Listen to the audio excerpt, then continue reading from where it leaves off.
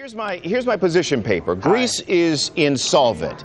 Why not just trigger the default mechanisms, wipe 50% of the debt off of Greece's books, and recapitalize the banks for their losses and move on with it?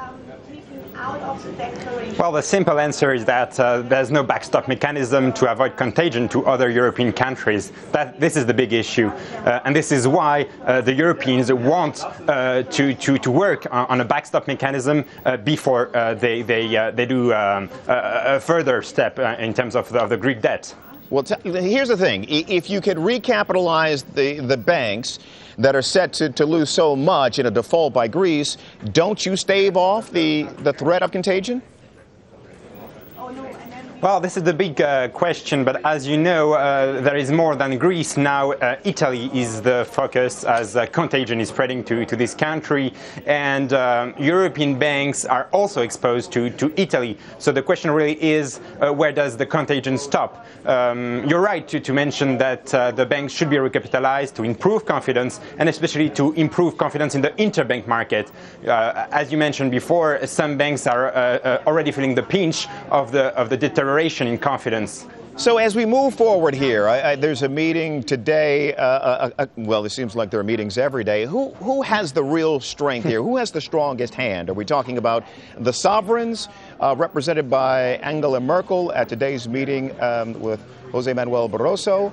Or are we talking about the EC? Well, I guess the next key step will be the EU Council on the 17th of October.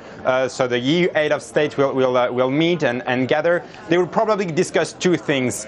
First, as you say, there is likely to be a further haircut on the Greek debt. As you know, the voluntary debt swap plan is for a 21% haircut when the market is pricing in already a 50 or 60% haircut. So they're likely to move in this direction.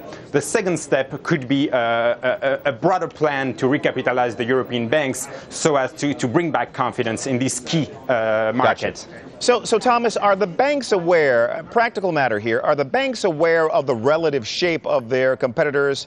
For example, was it known that Dexia was in real trouble?